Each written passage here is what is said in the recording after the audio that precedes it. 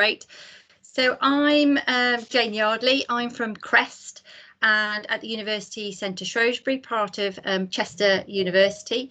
And we run CREST, which is the Centre for Research into Environmental Science and Technology. We're an ERDF funded research programme helping businesses to innovate, progress ideas through R&D, to bring new projects and services to market.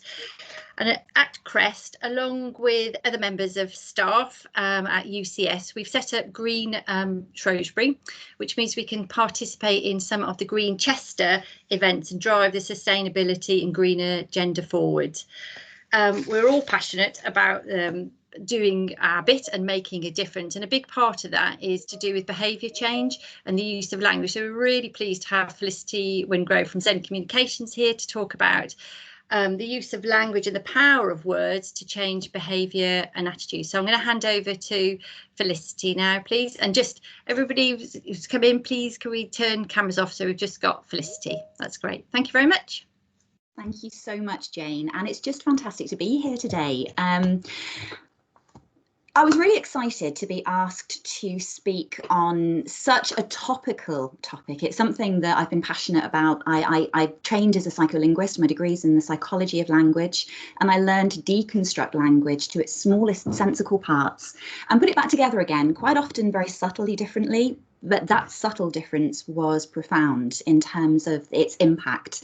And it set me on a lifelong journey. So 25 years of application of real life practice, working for a FTSE 100. I've run a national PR agency, and for the last 14 years, I've been running my own boutique firm.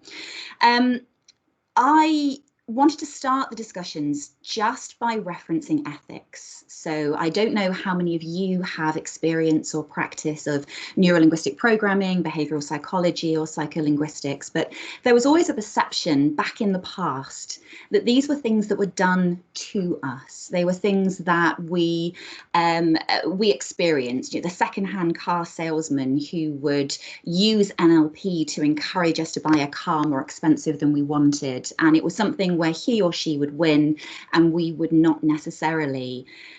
I've spent the last 25 years trying to change that. Communication should be a mutual win. Everything that we do is around allowing people to bring their best selves, to communicate most fully and in the most compelling way that they can, and essentially allowing us all to be heard exactly as we wish. So from an ethics perspective, this is about you establishing your credibility and establishing your authority, you know, your right, and then speaking your message and actually standing in your power. One of the things that is really worth focusing in on as well is likability. So there are three core factors to bear in mind when you are when you're trying to communicate a message, when you're trying to affect change. It's a lot easier to push against an open door. So if you are likable, if you're able to be less combative, if you can be more collaborative, and if you can be more inclusive, then you are much more likely to be able to bring people together as a tribe, as a collective, behind a shared why, behind a shared identity. Establish your credibility, establish your authority, and look for sameness, look for how you can bring people along with you. One of the most profound statements that I learned a few years ago, I want to share with you to start the real meat of our time together today, and that is that your truth is not the truth. Now, the majority of us are led to believe that we enter into communication completely neutrally, that we come to things with what I would call language hygiene, that with neutrality, with no baggage. But the actual truth is that we're dragging suitcase after suitcase behind us. And those suitcases are filled with things that we've learned, that we've picked up, assertions that we've made. They're filled with things that we learned as children on the playground, comments that not particularly kind ex-boyfriends or girlfriends may have made, statements that we've taken on board to identify ourselves, and meanings of words, trigger words. So what happens as we enter into communication with someone is all of that lays behind us, and it quite literally can be a minefield for them. My intent during our time together this afternoon is to help you start to identify some of the baggage you may be carrying, to clear or remove that when you're entering into deliberate communication, and also to be mindful of the filters that the person you're communicating with will be seeing, hearing, and feeling your message through. So we've talked a little bit about primary and secondary socialization as causes of some of that baggage, but quite often when I'm working with clients, I have them imagine that they're wearing some Elton John-esque sunglasses. And these sunglasses are essentially stained glass. They're made up with tiny panes of coloured glass, and each of those panes is a different experience. They're also impacted by things, what's happened in our day, by our nutrition. How we perceive a message can be impacted by something as simple as whether you've had a good breakfast or not. So whether you're sated or whether you're nutritionally in deficit, down to hydration, down to how well you've slept. All of these things can colour your perception.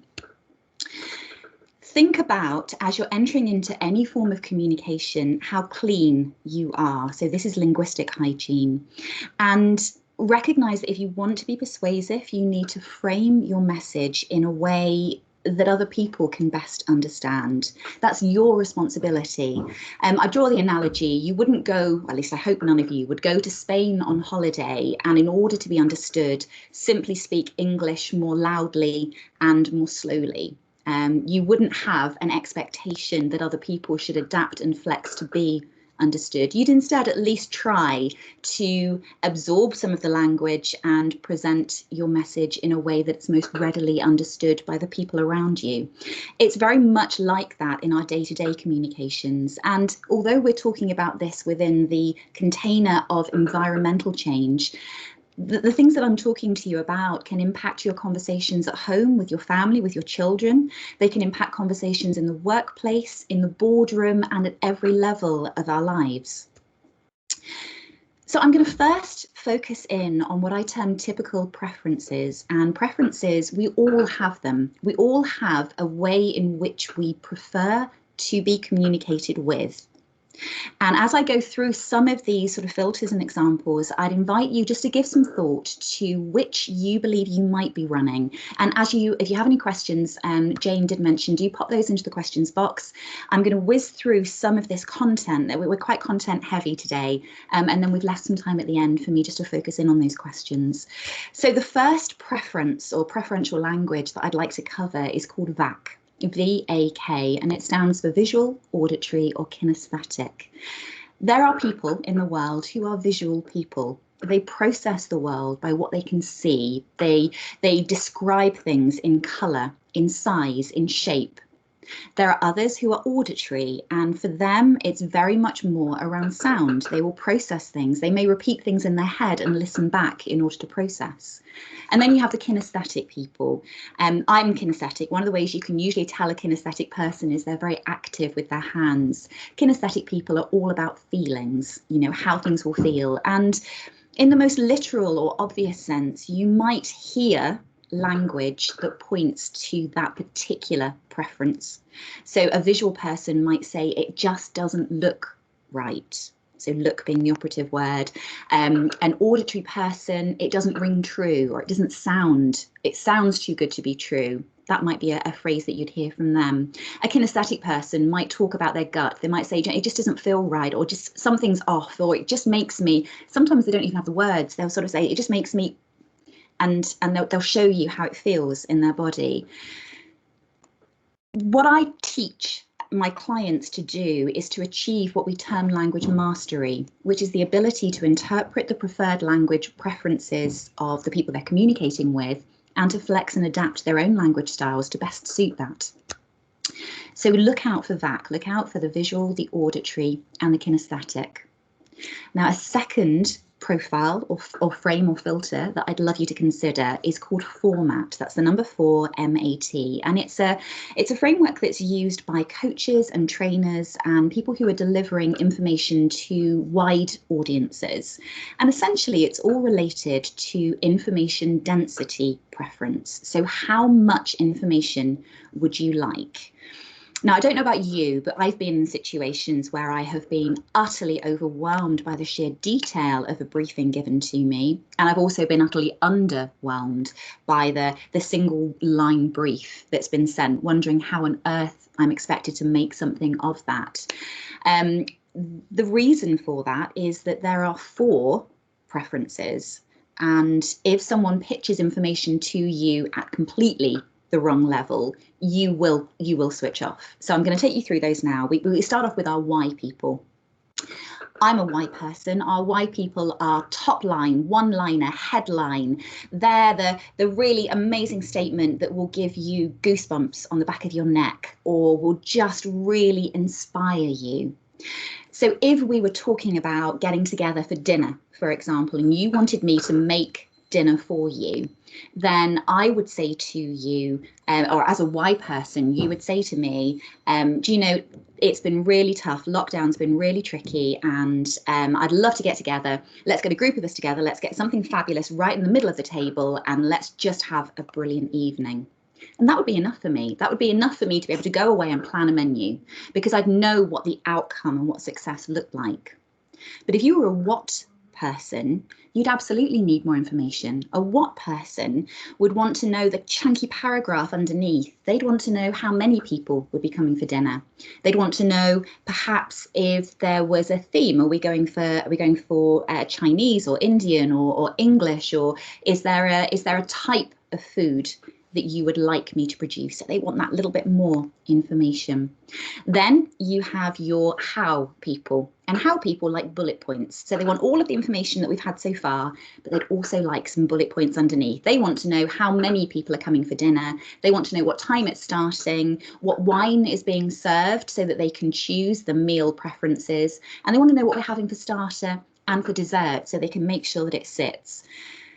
And then the final group of our 4 are the what if people. And the what if people want to know what happens if the oven doesn't work? What happens if there isn't a dish big enough to contain the beautiful concoction that they're making? What happens if someone's allergic to shellfish? They're the people who are very much more detail driven, and they want to know all of that. They want to feel prepared and ready. Why does this matter to us? I was in Sainsbury's just a couple of weeks ago doing one of my once a week lockdown shops, and there was a couple in there masked up. I know you're not meant to shop together, but they clearly were, and she was briefing him on a pasta sauce that she wanted him to buy, and the conversation went along the lines of, I need you to pop in, it's the 3rd aisle from the left and it's about halfway up. If you walk along, it's on the right hand side. It was the left, they've moved it now, and it's the sauce that we had at Mary's. Do you remember? I don't want the green one because we had that and that was too. This conversation went on for about 2 minutes. I had my back to them, but I was smiling and listening while pretending to look at the cheese counter. And at the end of it, he snapped back into life and looked utterly terrified because he'd completely switched off. There was no way that he'd absorbed any of the information that was shared with him. And if the woman had wanted to make an impact, she would have lost that opportunity 100%. So think about the preferences again, think about the preferences of the people that you're communicating with, and refine and define your message. Another preferential language, or actually this is something that we all have, we run something called meta programs, and this is part of neurolinguistic programming for those of you who have an NLP background or training. Meta programs are something that was pioneered in the very early days of NLP by Leslie Cameron Bandler, and at the time she discovered about 60 meta programs. Latterly, people are talking in the many hundreds of meta programs. If we think of our brain as a supercomputer, a meta program is a single program that's going to be running on a loop within, and it's part of the filter that allows us to make sense of the world around us. And that's hugely important because data differs, but the general thinking is that we are exposed to hundreds of thousands of pieces of information and stimuli every second. Hundreds of thousands of things are happening across all 5 of our senses and in the realms, the wider realms of our unconscious mind. And yet our conscious brain can only manage between 5 and 9 of those every second to process them, to understand them, to land them. So what happens with the other several 100,000 they're generalized, they're distorted, or they're deleted, and that's based on the rules that the meta programs are teaching us, based on the frameworks and the filters that are important to us. And these meta programs can be altered, not with ease, but they can be altered. We find sometimes meta programs that are unhelpful, so linking to things like phobias, but the majority of them are just about how we process the world around us. 3 of the most common meta programs I just want to reference with you here today. The first is towards and away from. So your people don't tend to be either towards or away from. They tend to have a preference towards those in different areas of their life. They may be away from motivated about money, for example, where they're much more motivated by not losing, risking, or having any loss, I guess, of money than they are perhaps about making money.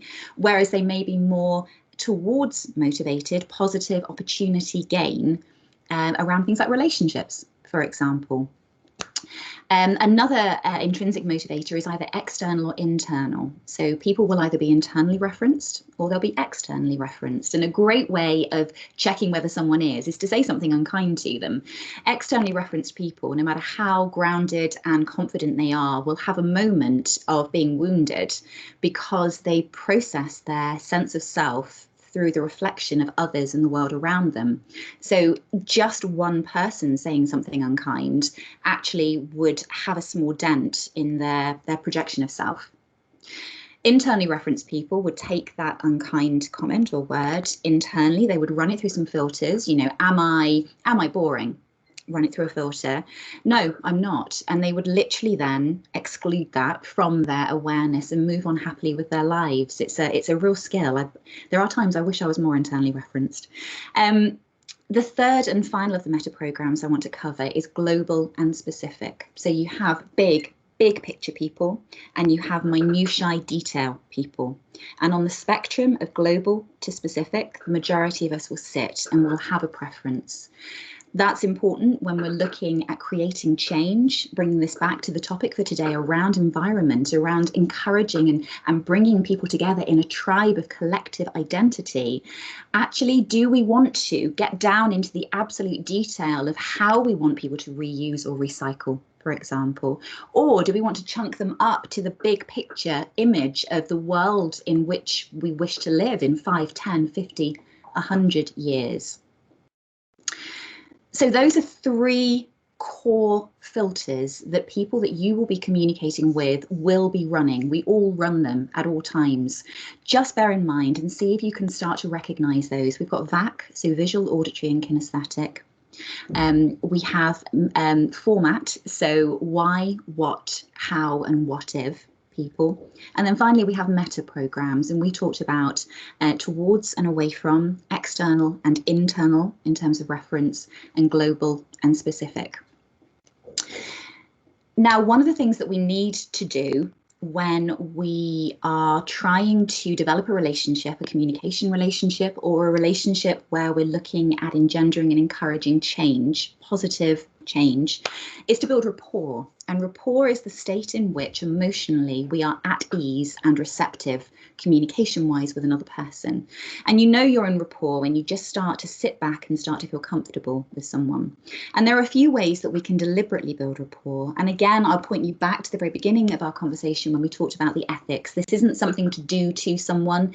This is something for you to do to enable authentic and grounded conversation to take place. So again, going back into the neurolinguistic programming world, we talk about matching and mirroring. And you can do this with language, and you can also do this with your body language and your physiology. If someone is very infused, if they're very fast paced, if they're very excited, and if you respond to them with almost a lazy drawl, a very slow turn of phrase, the mismatch, the disconnect there is going to break any rapport that there was already, or prevent further rapport from developing, because you're not showing up, you're not matching them in the way that they would want you to. So if you are quite languid in your communication style, make an effort to speed up your pace, to pick up your pace. Try and bring a little more enthusiasm. Bring awareness perhaps to your facial expression. Try and show more enthusiasm. You may be feeling it, but show it with a broader smile or nodding your head. Just be conscious of the energy and the emotion that they're bringing and try and meet them in the middle. Another way of doing that is around word choice, and there's something called a hot button. Now, hot buttons feature in NLP, so neurolinguistic programming, and in psycholinguistics, which is my initially my kind of home turf, I suppose. A hot button is a word that has significant semantic packing for you, and usually it takes prime place in a conversation or in a sentence. And if someone reflects something back to you and gets that wrong, again, huge disconnect, and actually you can quite often spark emotional outbursts.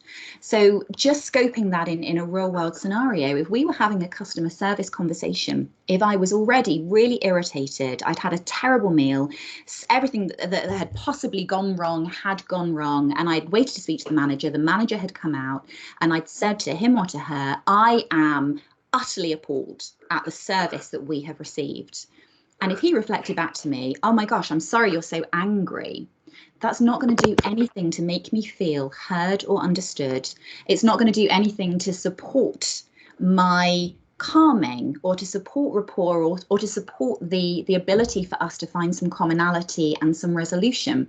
What he would need to do is to use the word that I had reflected back. So if I'd said that I was angry, he wouldn't use a synonym. He would reflect anger back at me. If I'd used a word like I'm delighted, if it had been a positive conversation, I am delighted to, he would need to, I'm so pleased that you're delighted. I'm so glad that you're delighted. How fantastic that you're delighted. And then he would move the conversation on from there. So just be very mindful that there are some words, hot buttons, that are significantly important in this communication exchange.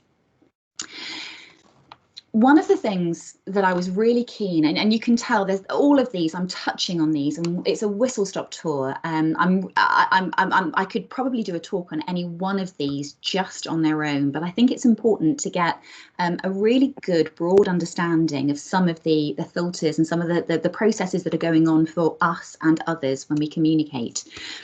More than anything, I wanted to get in judgment, because we don't understand everything that lies behind someone's face. We don't understand their filters. We've already covered some of that. We don't understand their semantic packing. And there are some words which are the linguistic equivalent of hand grenades. You don't ever want to use them because they mean something so wildly different to different people that you have no control over how they're going to land. And there are also words which are considered to be very judgmental. So should is a classic example.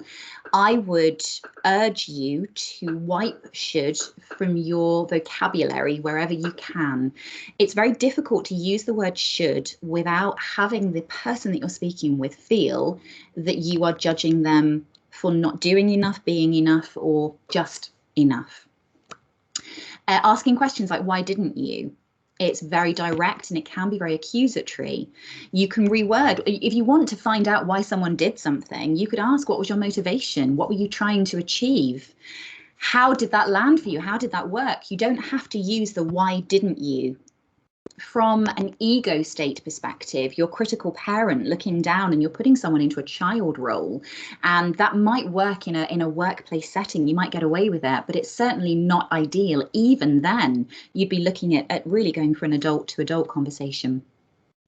Change those words, look to chunk up. And one of the big secrets as a psycholinguist, one of the secrets that I will teach clients is to remove the agent. And the agent is the person within the conversation that does something, that is responsible for something. So if I bring this back to a domestic setting again, rather than saying, why didn't you take the bin out? You could say, oh, I can see the bin hasn't been taken out. Now, the intent with both is still exactly the same. It's either, oh, yes, I didn't have time, I'll do it now, or would you mind? There's something that you can do there. What you don't want to do is to make someone take responsibility for all that they've said, all that they're doing. take out the agent. Another thing is to assume the best.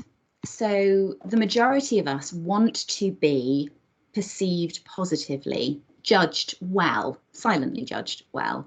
So if there is an opportunity to assume someone's intent is positive, to assume that they meant well, then do take that. And that's going to help you, again, to build rapport. And rapport is the grounding that we need in order to be able to make change, develop profound conversations that have some form of impact. So assuming the best might mean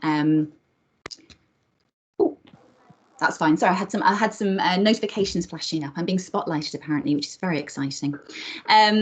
So assume the best. That might mean that you get to say to someone, I know that you will have meant incredibly well here, but, and then you'll explain. And actually, maybe you didn't know. Maybe you're just having a kind assumption that actually that is what they'd intended. But the more positive that you can be, again, it's a nice way. It's what we would call a stroke, and it's a nice way of building the rapport that you absolutely need. We've talked about leveling the playing field with some of the filters that we've been processing, but actually I use what in psycholinguistics we term absolutes. So words like absolutely, completely, and of course. You want to show someone that you understand and that you've heard everything that they're saying. You may not want to do what they're asking you to do. So what you would do is you would wrap up their statement or their question or their request with an absolute, and you would then future pace what's actually going to happen. So you might say to me, from a work setting, you might say to me, I need this back on Monday night. And it might not suit me to have it done on Monday night. I might not be able to do it on Monday night or in time for that.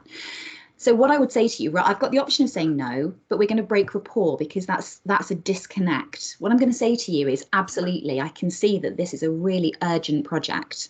What I can do, so I've had the absolutely, I've wrapped it up in that. What I can do, I'm then going to start talking to you. And I'm going to start future pacing, and the future pacing will allow me to tell you essentially what I want to do. Absolutely, Bob, I can tell that this is a really urgent project for you. What I can do is clear Tuesday morning and make this a priority. I can look after it, work on it personally, and I can get it to you probably early afternoon on Tuesday, but I'll make sure that I'm available if you need any additions or any other changes. How does that work for you? So again, how does that work for you? You're going to ask them a positively framed question. You're not going to ask them, is that okay? Subtle difference, but quite profound. One of the most powerful rhetorical devices that you can use, and it's a rhetorical device, but you can use it in writing as well. And when you're looking to make a case, to infuse, to inform, to drive some form of change, use a 3-part list. And you'll know 3-part lists. If you think about Boris Johnson's speeches from number 10 talking about coronavirus, everything he says is a 3-part list. And the reason for 3, we're not 100% sure why, but if you look at the neurology of the brain finds 3 soothing. It gives almost a little shudder of delight when something is wrapped up.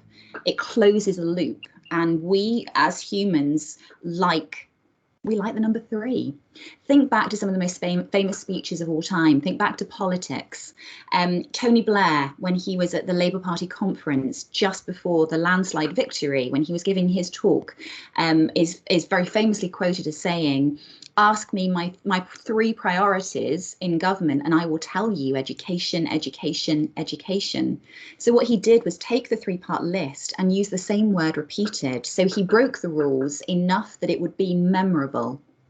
One of the best examples of using a 3-part list, breaking the rules, but landing it with the most delicious effect is the fabulous Winston Churchill, who as a speech and script writer is one of my sort of idols. He was the most amazing orator, and his ability to craft language and use it to create collective identity and change is almost unsurpassed.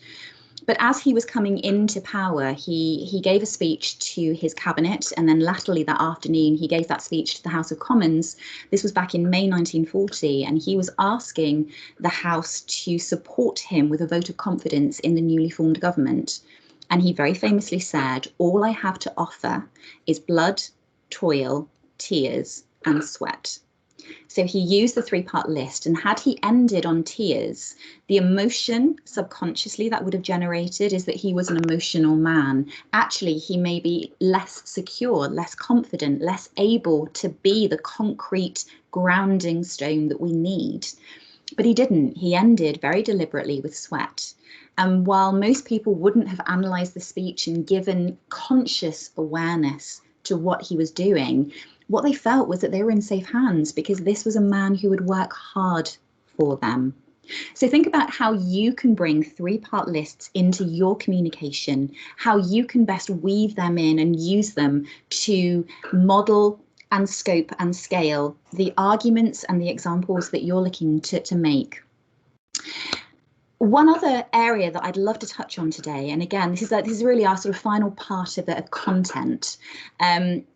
Back in the 1960s and 70s, there was a noted family therapist called Virginia Satir. She worked in America, and she discovered that certain hand gestures were able to engender a deliberate and reliable emotional response. And I do warn you, once you've seen these hand gestures, you will see them everywhere, mainly on political podiums, but the reason that you would use these is that they reinforce what you're saying, and they ground an emotional state in the person that you're communicating with. So again, I take you back to the very beginning of our discussions around ethics. This isn't something that you would do to someone. This is something that you would bring to evidence to show, not tell, your authenticity in terms of your message. The first of the Satir hand gestures is known as the computer, and at its fullest saturation, it's quite difficult to show you here, but I've got my arm just around my waist, I'm resting my elbow on it, and I'm going to have my hand here, I'm going to have a finger up and a thumb sort of cupping my chin. And the idea of the computer is just to show the person that you're communicating with that you're listening and very actively concentrating. You're giving thought to what they're saying. It may be that it's not appropriate for you to do it at full saturation. So you may actually just find that a finger and a tucked under thumb. You may find someone sitting like this, and you may add some other body language cues. You may nod. You may use some minimal responses, just to show that you're listening. So that's the first, is the computer. The second is called the blamer, and in recent years, for obvious reasons, it's been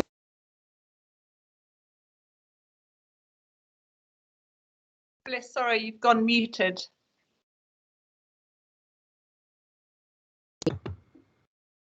Oh, that's very odd. Thank you very much. That's right. I haven't touched any buttons at all. Can you hear me now? Well, I didn't either.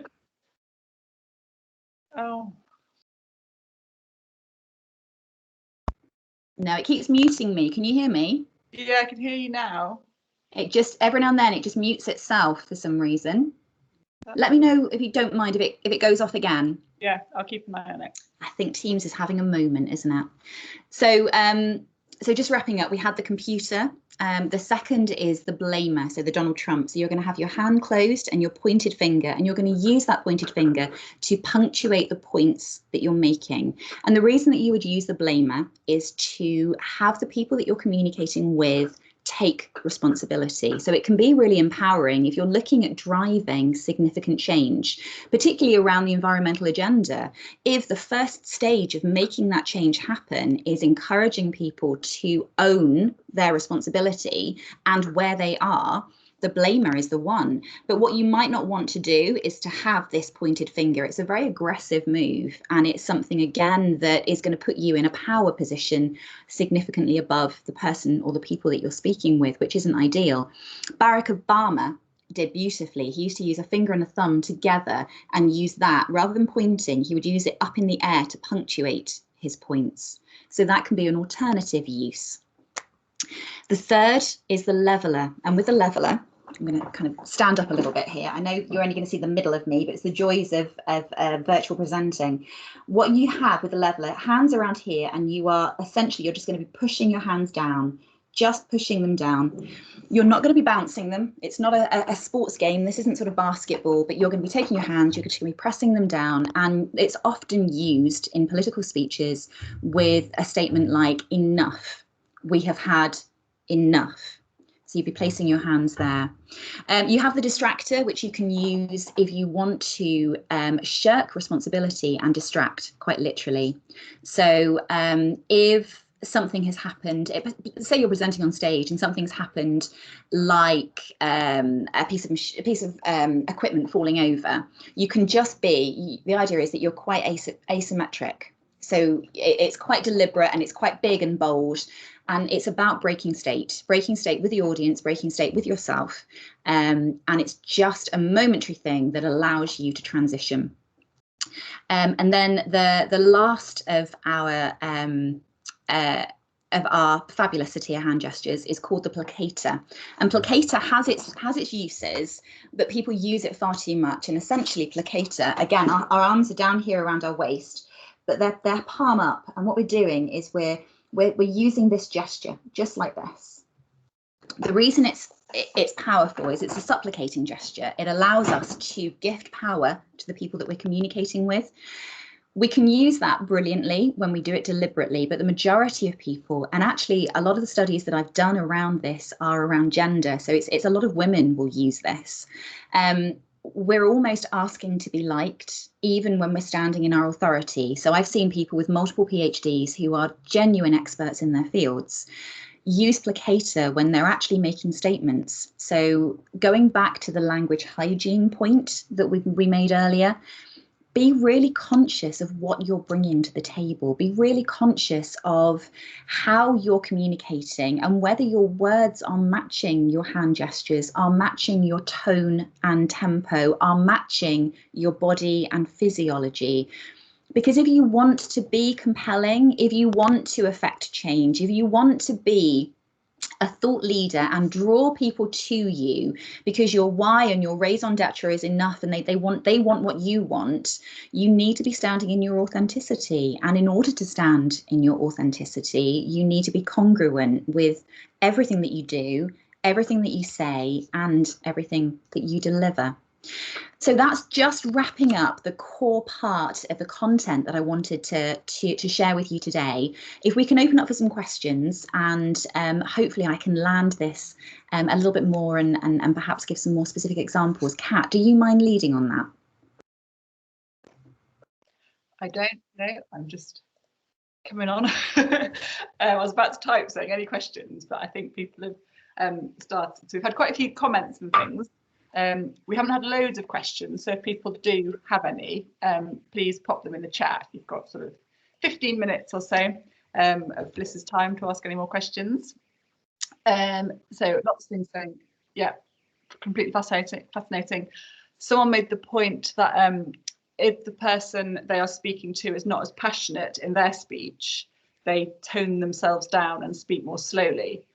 And is that a good thing to do? Is that sort of, or is that a Yeah, definitely. So if someone else is less passionate, I mean, it depends really what your intent is. If you're looking at building rapport with them, you need to find commonality and sameness.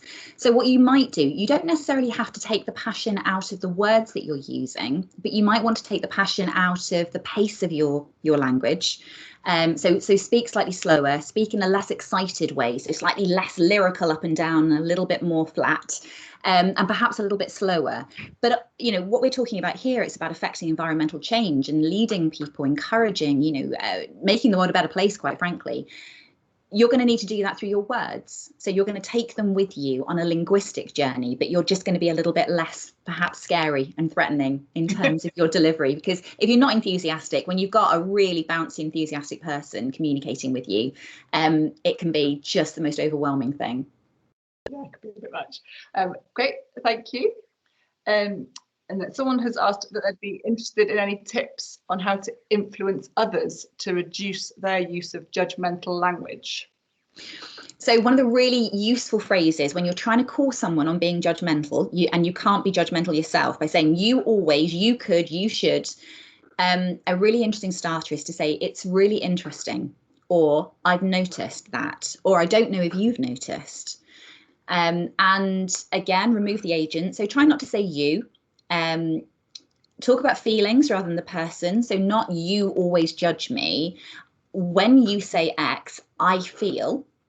That's a nice way of distancing. And you can actually ask in the affirmative as well. You can say, it would be really helpful for me, or I would really appreciate it if you could bring awareness to when you say, that I should or shouldn't do something, it feels really judgmental. And I know, again, it's that positive, assuming the best. I know you'd never in a million years imagine that. They probably do, but you know, you're giving them the benefit of the doubt. I know you'd never be judging me, but it's really triggering for me. And while I work on that, it would be really appreciated if you could choose a different word.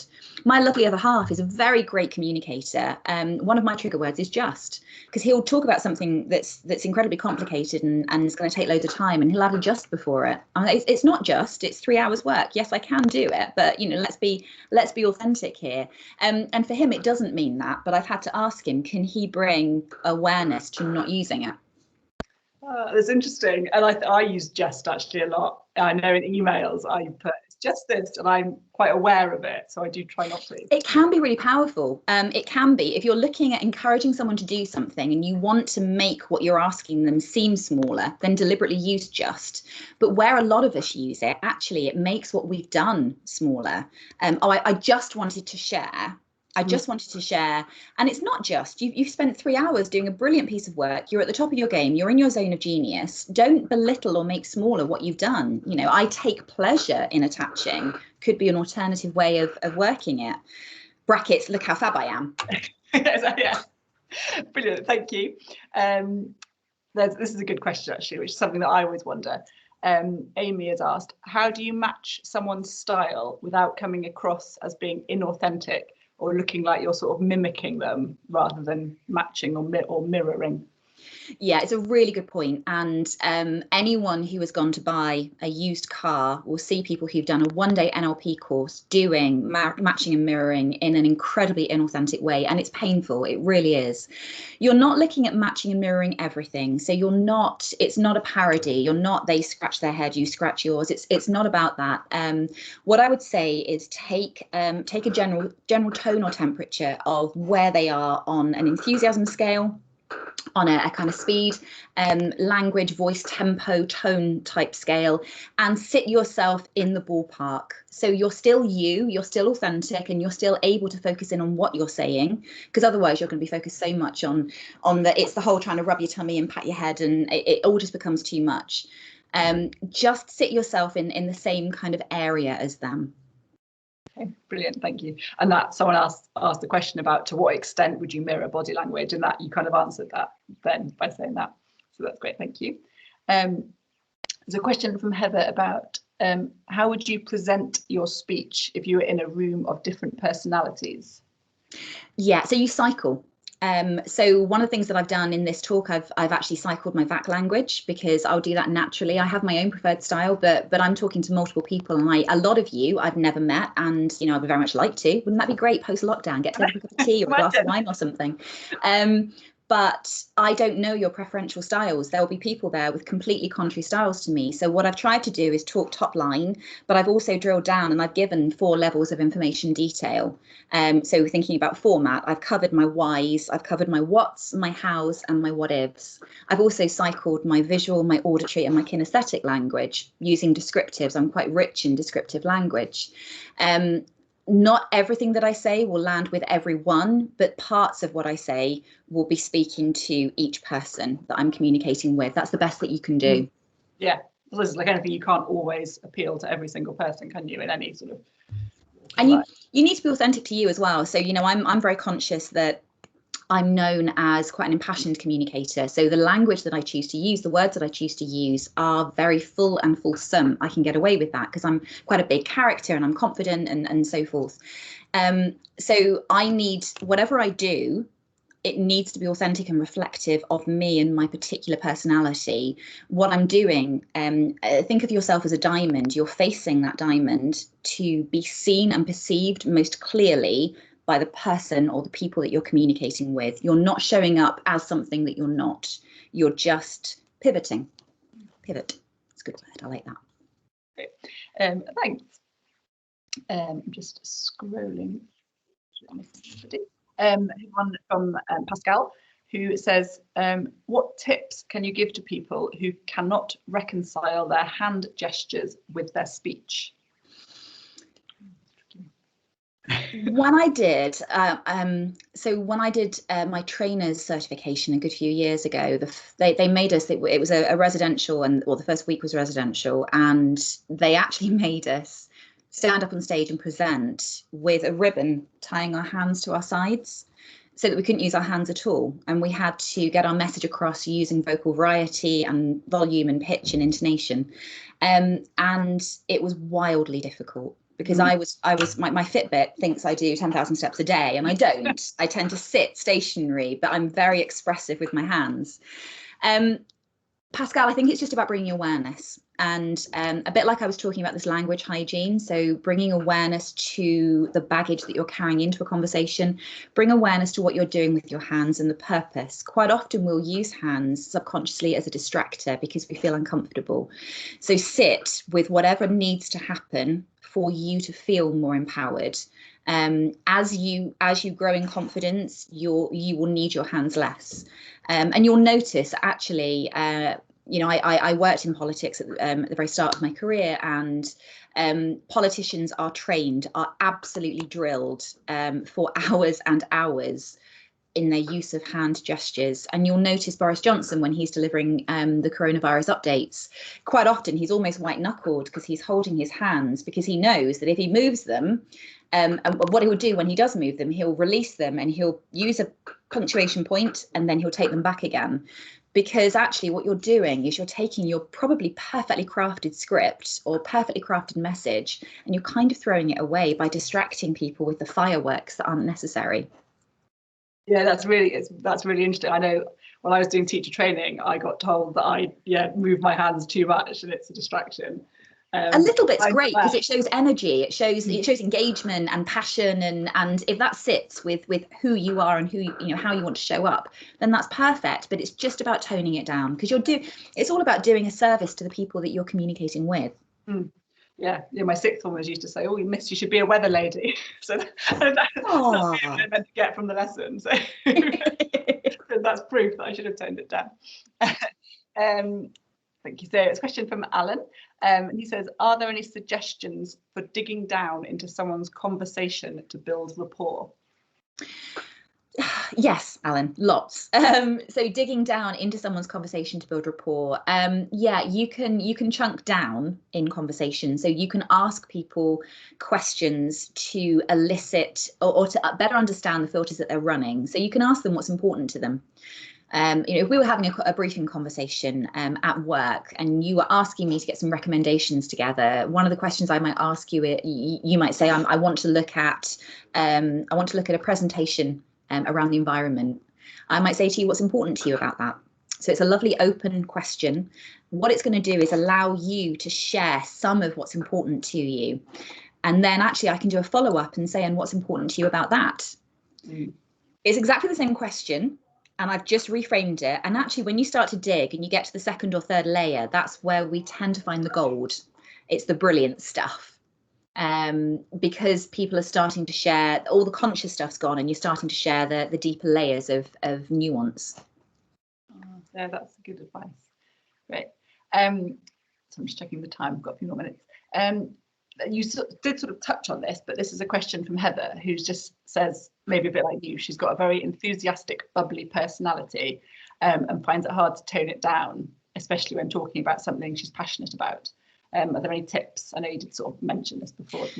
It's hard, isn't it? Because you think that when you recognise the fact that your enthusiasm can be misconstrued and people aren't necessarily going to take it as enthusiastic and bubbly, they might take it as too full on. Actually, if your message is, if it is something that you're really passionate about, and if your message is really important to you, you have to make yourself slow down. And I would take one thing at a time. So don't try and quash all your fabulousness, but just focus on tone. For example, being slightly less up and down and slightly more moderate, or just focus on volume. People who are quite passionate and enthused, we tend to speak a bit louder.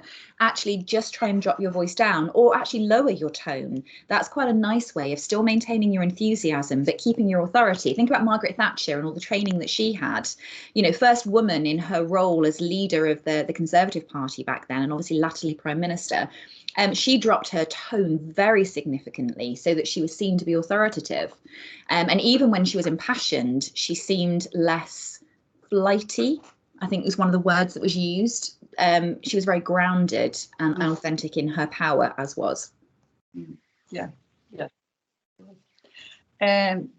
Gemma, I'll come back to your question. I'll just go to the next one. Juliana has asked, what type of language or approach would you use with an individual who doesn't appear to be interested in opening a conversation? What language?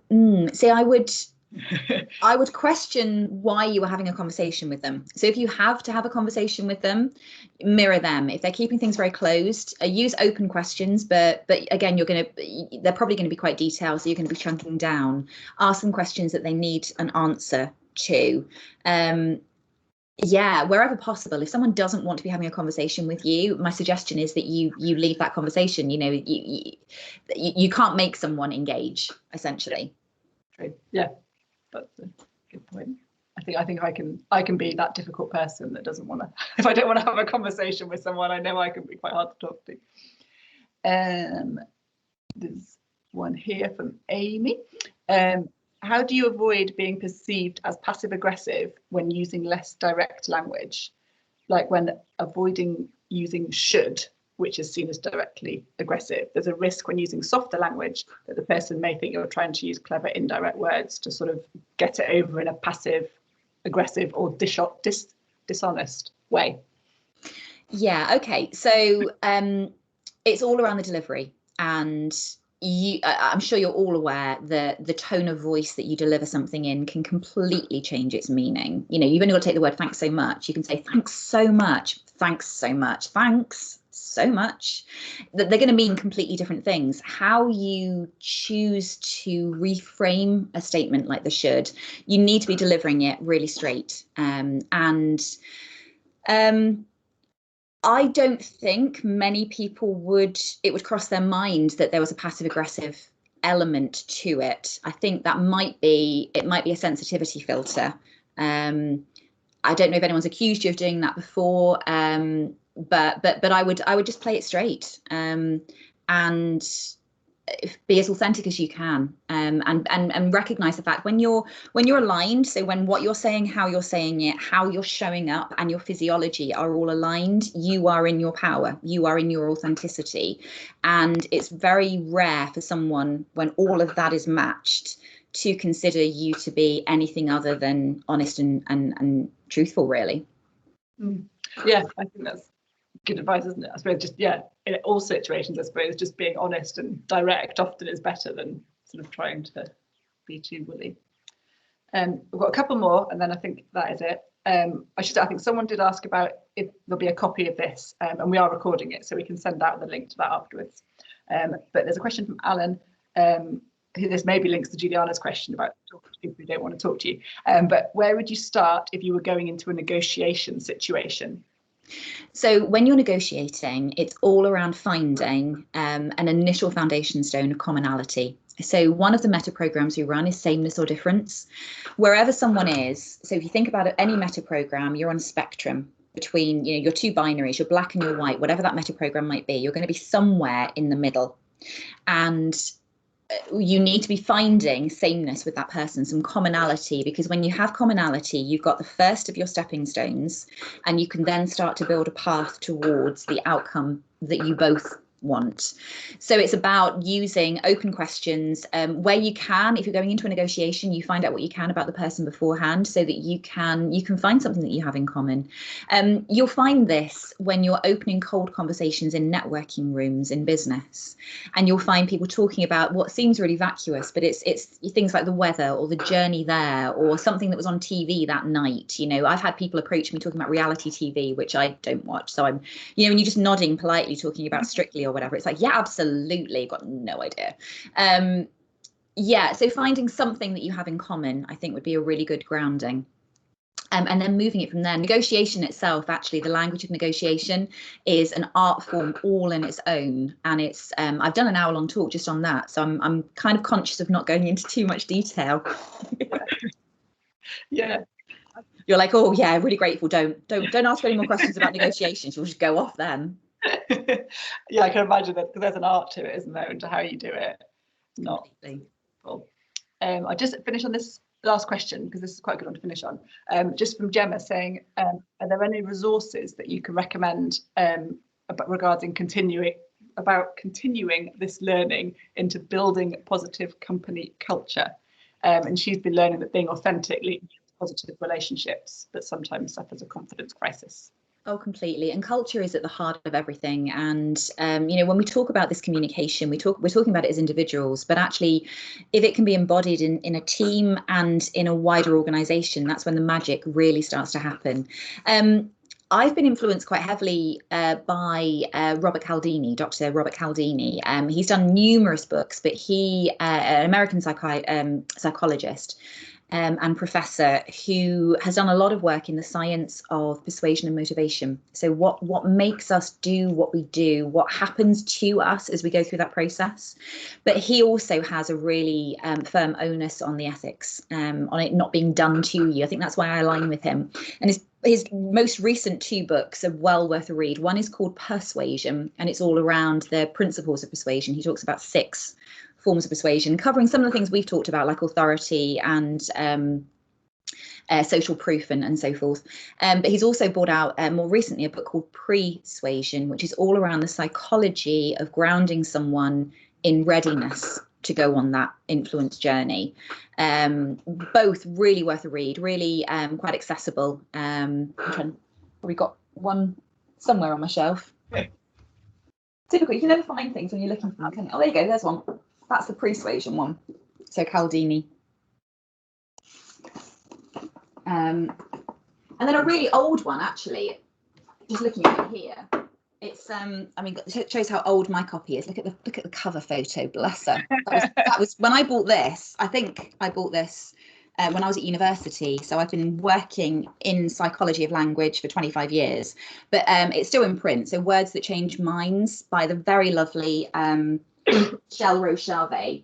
So she's kind of one of the forebears of psycholinguistics, and what both of them are focused in on is language and embodiment, physiology, and how that can help us to be our most compelling, most authentic selves. And when we are that, when we're standing in our power, great things can happen. Yeah, definitely. That's brilliant. Thank you so much. I can share the books, names and things with people after the event. Thank you. Write them down. The only thing I was going to say, Kat, if it's okay, my big why, I touched on why really briefly, but my big why is around empowering really authentic communication. So I would love everybody to achieve what I would term language and communications mastery, because when we do achieve mastery, when we come to a conversation or a communication clean and ready to communicate, miscommunication is very rare. You know, we really do start to get to a point of collaboration, cooperation, which is what I think we need in the world ahead of us. So I'm putting out, or I have been putting out, a lot of content on LinkedIn, little snippets around tools and tactics and techniques that people might want to consider. They're all around 3, 4, 5 minutes long. But if anyone wants to find me on LinkedIn, I'm Felicity Wingrove.